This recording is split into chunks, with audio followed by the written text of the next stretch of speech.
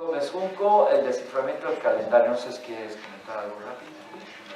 Bueno, muy rápido, Gaby Gómez Junco ha venido siendo también un vocero, formó parte de Cali Mexico en una época, de hecho lo dirigió como 4 años, 3, y además se aventó la coordinación del encuentro de calendárica anterior a este. Es decir, el anterior a este, ella lo coordinó y conjuntamente confirmó a los ponentes, hizo que estuvieran ahí en Centro Área, un lugar que nosotros tomamos como sede pues casi como 7 años.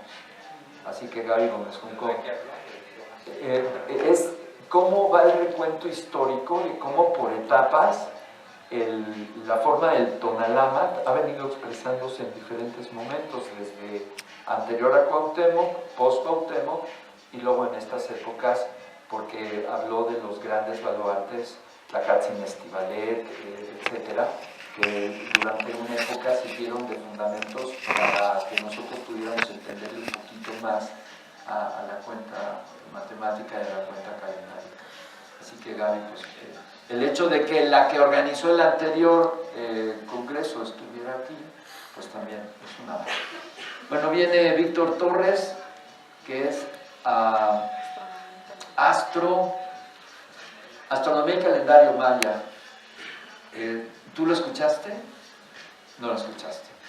Bueno, Víctor fue una presentación pues también muy impecable, llena de una forma geométrica importantísima y volvió a hacer énfasis en lo que hemos dicho. Es una metricidad del sistema solar que ha sido compilada. Y él habló de los mayas en el sentido paradójico. ¿Cómo era posible que los códices tuvieran la compilación de los eclipses de luna y de sol, incluso compilados en sitios que no los observaban en el otro lado del planeta? Claro, las razones angulares es que siempre van en pares. Uno va del otro lado del planeta y el otro, y van barriendo del polo norte hacia el sur y así van danzando, ¿no? Pero, a ver, si nosotros reflexionamos tan solo un instante, qué maravillosa potencia intelectual tuvieron estos señores científicos, astrónomos en primer lugar, y después creativos en sus ruedas, para poder generar. Él decía, ok, tenemos 400 eclipses, pero ¿saben cuántos ceros han acumulado en sus estelas? 1.080.000 años para atrás. Esas cifras solamente los mayas. Y él nos decía, ¿y saben por qué es posible? Los europeos creo que desde 1500 para adelante y ya, ¿no? Sí, hace 500 años. Exacto, pero lo que queda ahí evidencia es que la conceptualización que se logra es una rueda fractal que puede moverse con esa perfección para atrás o para adelante, donde el mecanismo es el mismo. Y eso lo escuchamos esa noche. Yo creo que fue de las ponencias más extraordinarias. Ahí está grabada el audio para los que quieran. Bueno, seguimos, después ya llegamos aquí a Contreras, Semiquistli, el Teocalli de la Guerra Sagrada. Si quieres la crónica del sábado tú la puedes hacer, para hablar de Ulises, Mayra y después Quintler. Bueno, ya aquí en el Foro Contreras quien empezó fue Mayra Armijo. Ella habló acerca de las experiencias y alcances del Tonalpohualli. Ella abordó el tema de la psicología ancestral, venía ligada con las energías cósmicas.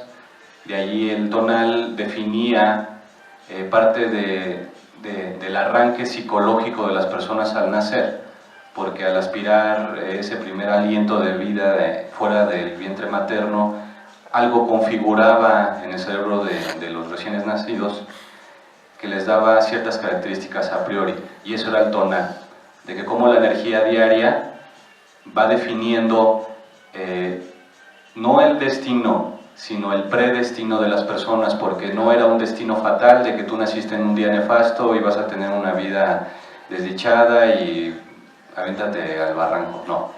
era de los tonalpoqui, alertaban a las familias acerca de los aspectos, vamos a decirlo así, negativos con los que nacía cada niño, y en base a eso se trabajaba desde el primer día. Tan es así que el bautismo o la siembra de nombre de Anáhuac pues se hacía precisamente para corregir esas cuestiones negativas, neutralizarlas con otros aspectos positivos.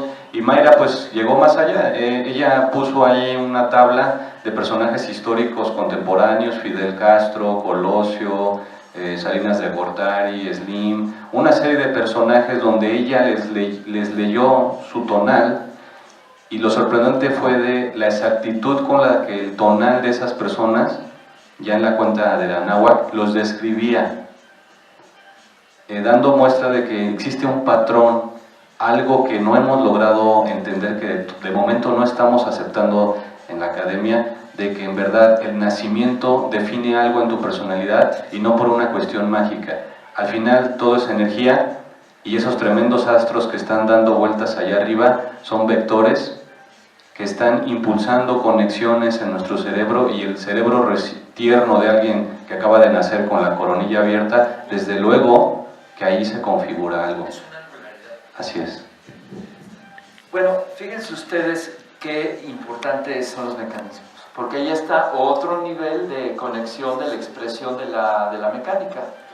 Es decir, la angularidad que tienes en el momento que nace, eso también tiene que ver con astrología, pero yo lo cambiaría, como se ha dicho aquí, astrosofía. ¿Por qué? Porque la base astronómica no es una interpretación agorera, sino son los mecanismos angulares los que te dan las características, que si ya tienes la metricidad de la veintena, que si tú la aceleras hasta juntar 144,000 días, haces una rueda de 400 años, es decir, es la metricidad del sistema solar en base a este número 13, y que si tú naces exactamente en un día solar, con unas características, ese tono lo vas a tener toda tu vida. Y esto los académicos medio dan de patadas y está bien, pero estamos hablando de cómo neurovegetativamente estamos reaccionando en base a esa configuración inicial que nos han dicho los que saben de calendárica, que además está por estos 260 días de la concepción. Es decir, también tienes cómo poder leer de la concepción para atrás y de la concepción para adelante, y el momento de la concepción realmente son 3 fechas, una antes, durante y después. Y de ahí cómo te sigues a los 13, etcétera, hasta que llegas a tus 52. Entonces hay todavía mucho que volver a aplicar ahí. Sí, y justamente ahí en lo que es el Solkin o el tonalama,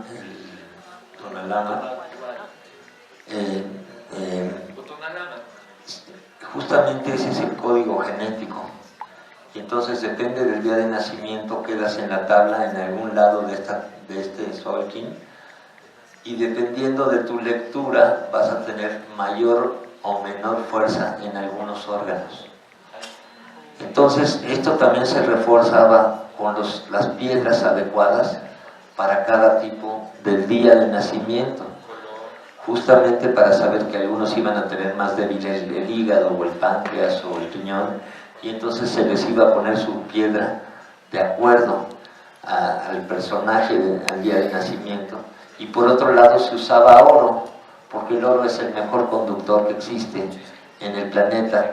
No lo usábamos para quedar bien ni para las riquezas y almacenarlos, sino para usarlos como conectores eléctricos, lo cual también se perdió. Pero al usar estos conectores con la piedra adecuada del personaje, según el lugar en donde va, justo puedes balancear al personaje y conseguir la energía que le faltaba por sus fechas de nacimiento. Pues ahí queda, hay todavía mucho más por avanzar. Bueno, llegamos a César Morlán. Cronocracia, que viajó desde Tijuana para estar aquí. Saludos, César. Pues César, un profesional de la observación del cielo. Él sí es un Ilhuitlaclamatinime. Él se basa mucho de su estudio en programas computacionales para registrar los movimientos de la maquinaria de la bóveda celeste. Él retrocede a fechas importantes de la historia de Anáhuac y se fija mucho en cómo estaba la alineación planetaria, si había oposiciones, conjunciones, y en base a eso, sabiendo la energía de cada astro, él llega a conclusiones astronómicas que le van cuadrando en una historia que él llama que es la cronocracia, que al final, traducido a nuestro cosmogonía, es tonalicracia, donde realmente los sucesos históricos no eran al azar. Esos sucesos acontecían en base a un plan maestro trazado por los sabios mexicas, por los sabios de la Náhuatl, los sabios toltecas. Inclusive, él llega a dilucidar que la fecha de la entrega de Tenochtitlan fue una fecha pactada, fue una fecha prevista, calculada por los sabios de Huitzilopochtli, que le decían a Cuauhtémoc resistir hasta el día en que la energía partiera. ¿Cómo él logra darle congruencia a eso? Mediante cronodistancias. Él se va dando cuenta que los momentos, hitos o importantes de la historia tolteca mexica tienen una distancia cíclica. Cada 365 años sucedía algo, en divisiones de 105 años, 260 años, la partida desde Aztlán, la llegada a Tenochtitlan, en fin, todo eso va teniendo una sincronía que habla definitivamente de que no eran eventos históricos al azar, sino que era parte de un plan milenario que se trazó en algún tiempo remoto. Una gran ponencia del amigo Morlán. Esto me lleva a compartirles la siguiente reflexión que se iba reafirmando en la semana, que es la siguiente. ¿Se imaginan si cada quien supiera bien sus fechas y que pudiera llegar a ir configurando cómo reconstruir su trecena de años? Estaría trabajando a favor de lo que le impulsa y de su reto, porque así como tenemos aspectos que nos van a fortalecer, tenemos aspectos que tenemos que conocer y compensar para trabajar mucho más ahí, es decir, áreas de trabajo importantes. Este era el conocimiento tan importante de estos modelos. Pero esto también, imagínate que se convirtiese a nivel social, para que se supiera, como hoy se está por intuición sabiendo, que durante los últimos 52 años para acá, que se cumplen en 2027, todas estas enormes transformaciones que están teniendo lugar en México para el atado 20, pero también a nivel planetario, lo que esto implica. Entonces, este reseteo de la gran energía que está en marcha, si nosotros leyéramos bien en qué fechas nacemos y cómo nos incrustamos. De hecho, uno de los que estaban en las ponencias en la del miércoles, cuando estaba David, dijo: oigan, ¿y acaso algunos de ustedes fueron informados para estar trabajando ciertas ceremonias en ciertas fechas astronómicas? La respuesta que le dimos es: ¿qué crees? Sí, porque teníamos informantes. Y nos decían: oigan, esta fecha que no se les pele porque tienen que organizar algo. ¿Y sabes qué? Se organizó. Y esto a nivel de lo que implica de la resonancia, tú ya lo comentaste, como una configuración angular de los principales componentes que son Luna, Marte, Mercurio y Venus, los planetas interiores, los planetas exteriores, Marte y Júpiter, hacen una geometría posicional que te los vas a llevar toda la vida. Ahora, la sociedad misma, por sus momentos fundacionales, tenían justamente estos momentos. Tú lo comentaste ayer, cuando decías: si ya viene un eclipse y se va a cumplir un atado, y si venimos con el fuego nuevo, pues hagamos los edificios, hagamos la huella y celebremos.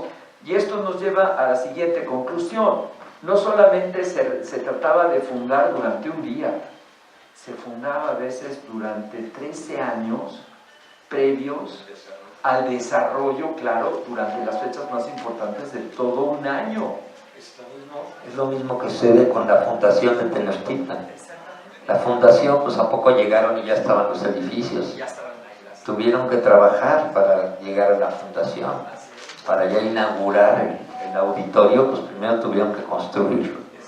Entonces, esto que está diciendo Gerardo es muy similar. ¿Saben dónde lo podemos evidenciar de una manera muy fácil? En el edificio de Quetzalcóatl en Xochicalco. Se tiene que preparar toda la glífica para la corrección del ajuste de cuentas calendáricas que se llevó a cabo en Xochicalco. Imaginen, una generación antes sabían de la cuenta matemática que se tiene que cumplir y se tiene que diseñar un edificio para ese momento. ¿Cuánto te gusta que se hubiera tardado, deja tú Xochicalco, la construcción de ese edificio? Tranquilamente se pudieron tardar 50 años. Bueno, quizá quien lo diseñó ni lo vio terminado, pero pudo diseñar perfectamente el hito de la cronodistancia, del ajuste de cuenta calendárica y el cambio de cargadores. Y esto también de las ciudades, visto desde el aire, pues te das cuenta que es geometría sagrada, que está todo puesto en donde debe de estar y que está alineado con el cosmos, que no es al azar. Tú dices, me hicieron medio chueco, no, chueco tienes la cabeza, ¿no? Ellos sí saben lo que estaban haciendo, está todo perfectamente plasmado, justo en la forma y en la dimensión que tiene que ser. Y por supuesto que no hicieron nada al azar, fueron unos grandes astrónomos. Es eso, entonces, ¿a qué va esto? De seguir trabajando al unísono con esta gran familia multidisciplinaria. Celebremos en el 2027 a nivel nacional y planetario, nos quedan 8 años. Y ahí va, ¿eh? Sí, no, yo creo que sí se va a poder. A ver, si quieres tú cerrar, porque nos quedan 10 minutos y tenemos que dejar la idea de cuáles son las propuestas de celebración anual que ya se están manejando, no es concluir, sino es una propuesta que surge de esta semana. Continuando con la orden del día de este programa que se dio, pues también tuvimos al profesor Quintilio Acaístli García, que tenemos el honor de tenerlo aquí entre el público.